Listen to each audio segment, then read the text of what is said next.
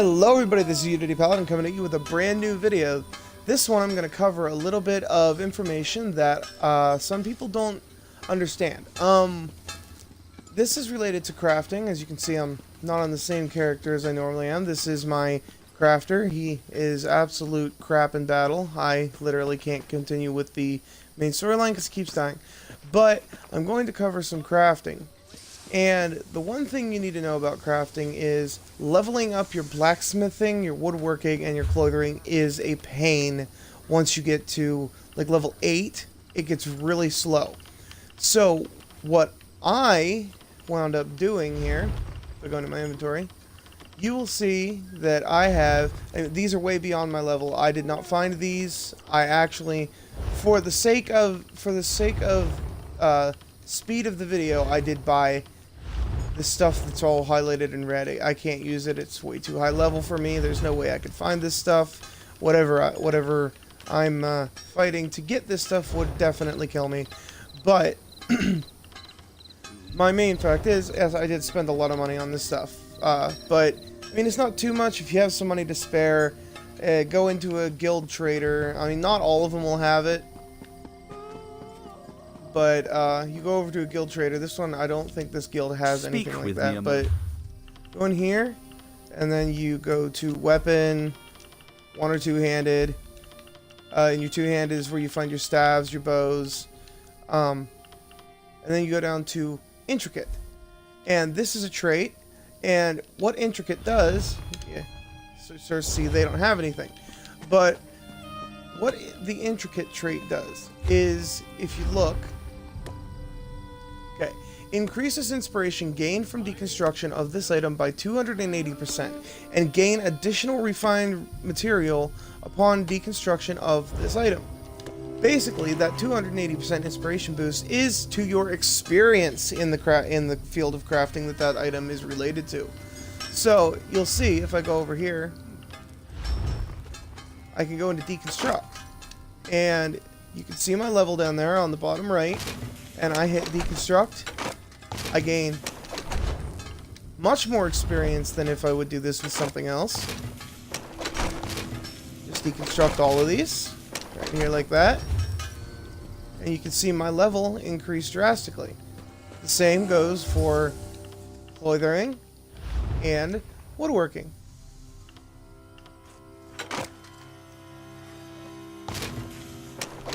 And you go in here and you do all that over again and gain all your experience.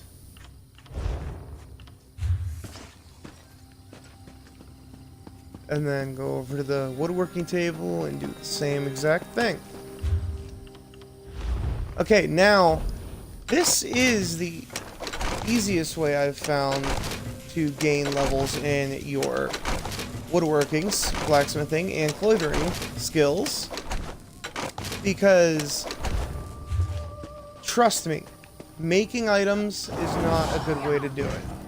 Okay, now there are more ways than just buying the items to get intricate ones. What you can do is you can also go over here into your activity finder, go into battlegrounds, and either do random battlegrounds or specific battlegrounds. You can do deathmatch, flag games, or land grab. And whenever you go into one of those, you just, you select it, and then you can join queue. Now, these don't unlock till level 10, so make sure your character is level 10 before you try this, but because it will not appear. But basically, oh no, sorry, got ahead of myself. Intricate items. Okay, I've found that dungeons, okay, drop intricate items. Not very often, though. There's not really a reliable way I can tell you to go and find intricate items, because intricate items are hard to find. Now, one way you can get, one good and reliable way that I've found to get intricate items is you do the blacksmithing, woodworking, and clothing writs. Now, this is, as you can see, it'll tell you need to make certain items. Now, I can't do this because I don't have any of that particular ore, because I haven't done any resource gathering with this character, so I don't have any orichalcum yet. But what you would do is you would go in and you would make these items.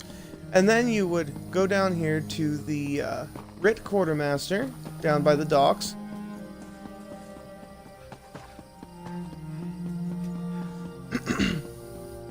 And when you go, I'm just going to jump on my horse because this is taking forever. Alright, and when you go down here, what you would do is one of these 3 boxes, here, here, and here, are for your crafting writs. For blacksmithing, woodworking, and smithing. Now, I haven't completed my training for enchanting, provisioning, and alchemy, and the training is what I'll go into next. Before you can accept crafting writs, you need to go to the corresponding writ certification officer. For blacksmithing, woodworking, and clothing, it is Millenith. She's found in the Fighters Guild. I have already completed her quest. But as far as enchanting, alchemy, and provisioning goes, you need to go see Danel Teleno in the Mages Guild. He's located when you go in the door and go down the main entrance hall. Your first right, he will be right near there. And if you've already done the blacksmithing, woodworking, and clothing crafting writ training like I have, you will not get the quest to do the enchanting, alchemy, and provisioning. You have to go take the initiative and go and get that yourself. Now, if you want to do the blacksmithing, woodworking, and clothing writs right away and get the training done for those, you can go to this board.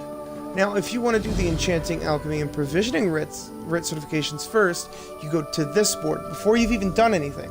Both of these boards will have a quest marker above them. This one gives you the enchanting, alchemy, and provisioning writs. That one gives you the blacksmithing, woodworking, and clothing writs. I know I've repeated myself, but I'm just trying to be clear because I sometimes do not word things properly. Now, there is another important thing about crafting.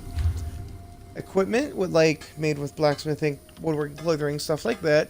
There is research. You can research traits, and these are very useful when it comes to your gear, because I thought I had some of that stuff with me, don't I?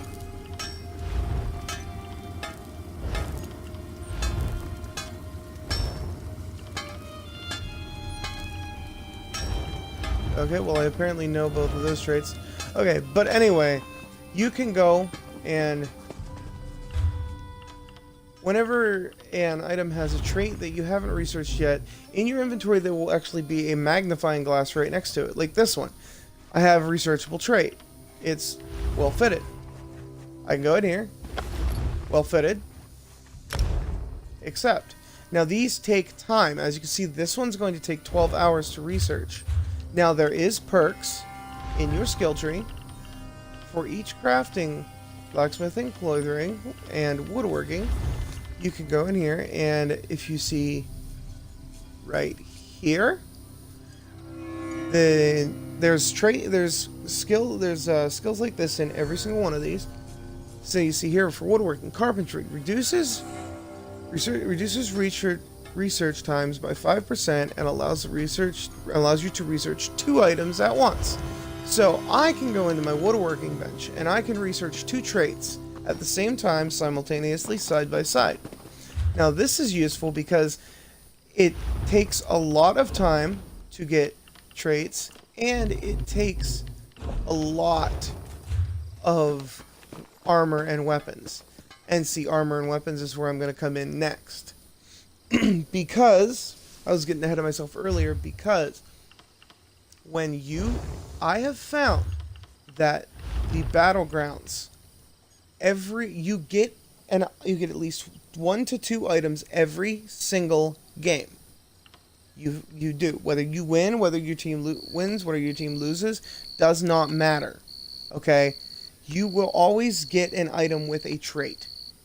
This is the easiest way to get items with traits in the game that I have personally found. This always guarantees me an item with a trait, whether it's one I know or whether or not. Some traits are harder to find than others, but you will always get an item with a trait from this. You can also get set items and special items like that. These are also a very good source of alliance points. If your team loses, you get 10,000 alliance points. Your team wins, they get 12.5 thousand alliance points. It's a really good way to get alliance points. So if you're looking to farm up alliance points, you can do battlegrounds. The matches usually take about 50 at a max of 15 minutes, but they usually don't take that long. And make sure you have a pretty good PvP character for that, because that is a PvP. So you want to make sure you have the appropriate, character to run that. That, for me, that would be my healer that you guys have already seen. Now, as far as the crafting writs, see, I'm going to do this one right here. We need 2 oak restoration staves, and we need to craft a normal oak shield. Now, oak I can do. I have oak. So I will do the woodworking writ. So we need... Now, with your level, it does not matter what level the item you're making is. As long as you make it, it is done. It counts. So we're gonna go over here to, okay, these are all gonna need to be different. So, because I did not grab my style materials, working with what I got. So 1 restoration staff, 2 restoration staff, and 1 shield. Okay, as you can see, that gives us the prompt up there to go see the nearest Writ Quartermaster, which is where I showed you, down here by the docks.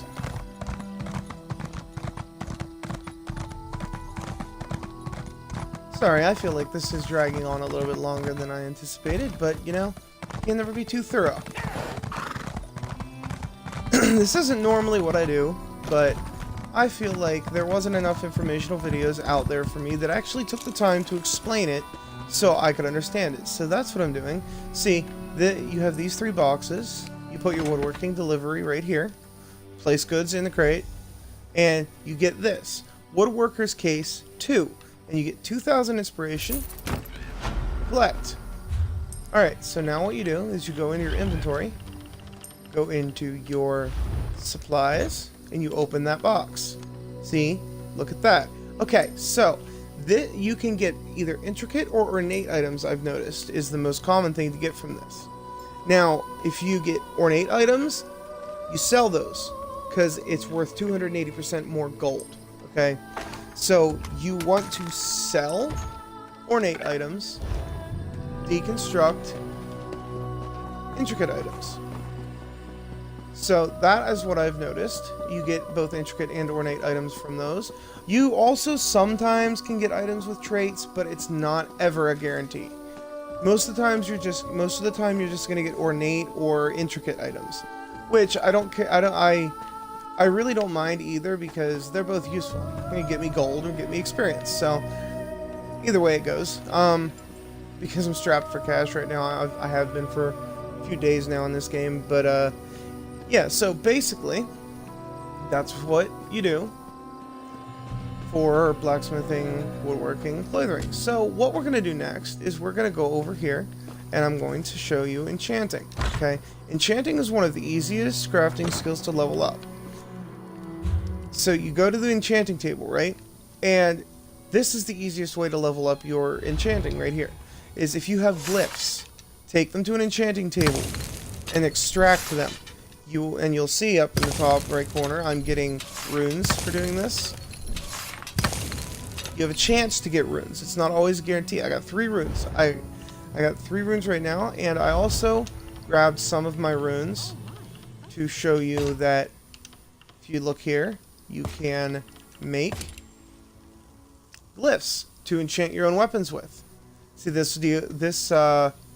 slight glyph of absorbed stamina. Now I'm going to make this one right here, because this one is more useful to me personally. So I will craft this, and the coolest, the weird deep voice says the words. And you have the glyph. See? It's like glyph of absorb health received. Okay, now what you do to enchant an item, because this took me a couple minutes to figure out. What you do is you go in here, you go to your weapon you want to enchant, you hit options, you go to enchant. And if you have a viable glyph, it shows up here. So I'm going to put this on my sword, and now instead of a fine steel sword, it becomes a fine steel sword of absorb health.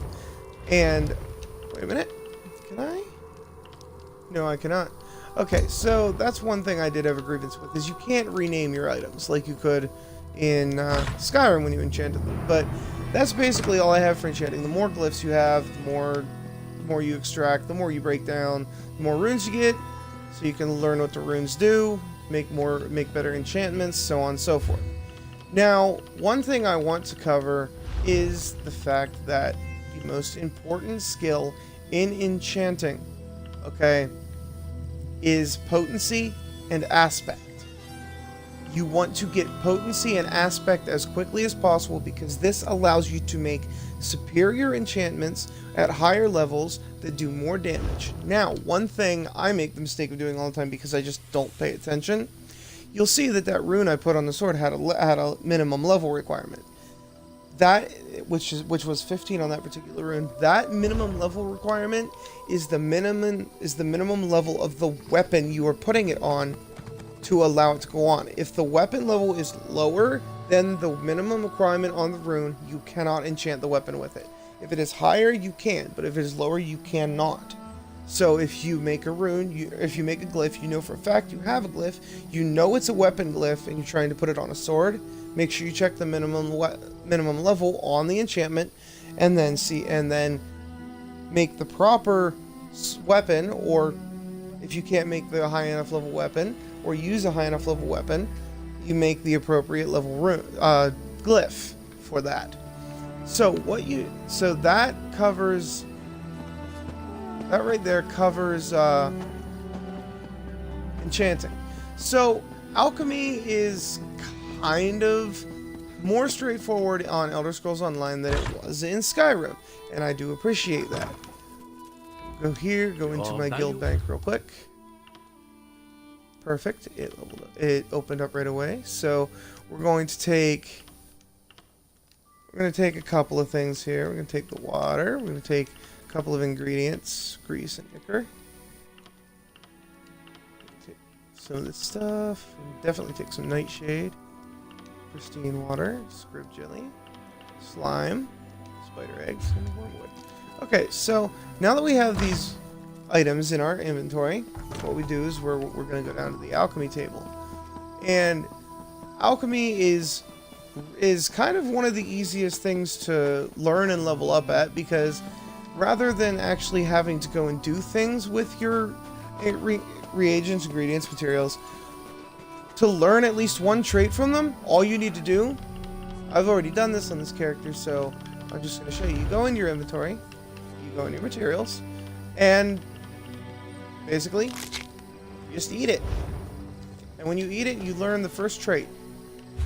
So then you go over to the alchemy table, and you go to, you go to creation here, and here's the important part. Water creates potions. Grease, ichor, and slime create poisons. Okay, so you want a weak poison, you want a weak potion, use clear water. The stronger the, see here, makes items at level 10, makes level 20. So basically, the higher up on the ladder that your base ingredient is the better that the potion or poison comes out. So we're going to go over here and we're going to do beetle scuttle. Wait, no. No, we're not going to do beetle scuttle. We're going to do... Let's see if we can make a cohesive potion with what we have. We can make some. We definitely make some cohesive poisons. That's for sure. Okay, so let's see if we can just do that. Inert potion. Inert potion. Okay, so right here. Dram of armor. this is a level 20 potion, which this character cannot use yet because he's not level 20. But once you learn enough traits, and you can see like these two reagents have a trait that matches the other, and that's what you do. Like if you have two reagents and you know enough traits, and you see that one of the traits on the reagent matches a trait of another reagent, it will usually work into a potion or poison. Now, what you do for poisons is you go to and you pick one of your poison solvents. You go here, I'm going to do slime, even though, you know, that won't work for what I do. And then you're going to go down to, I don't ever use poisons. I am the crafter for my guild, so I specialize in pretty much every form of crafting there is, just so that my guild has an edge. Alright, so we're going to do 2 Ravage Health. See right here? Damage Health Poison 3. And you can see the effects there. And if I were to craft this, it would just show up in my inventory, and I could put it in my guild bank for my guild to take, or I could trade it to another guild member, or I could even sell it to a random player, or sell it to a merchant. You can pretty much do whatever you want with your potions and poisons. Now, that covers alchemy. There's nothing really special about alchemy. That's basically it. And as for provisioning, I'm not going to cover provisioning because this character does not do provisioning, and I don't have my provisioning skill high enough on my healer to really understand it too much. Whenever I get it, I will make a separate video, and I will show you guys how provisioning works best, and then I'll probably throw in Ledgerman there with that one because it works along the same lines like gathering and stuff.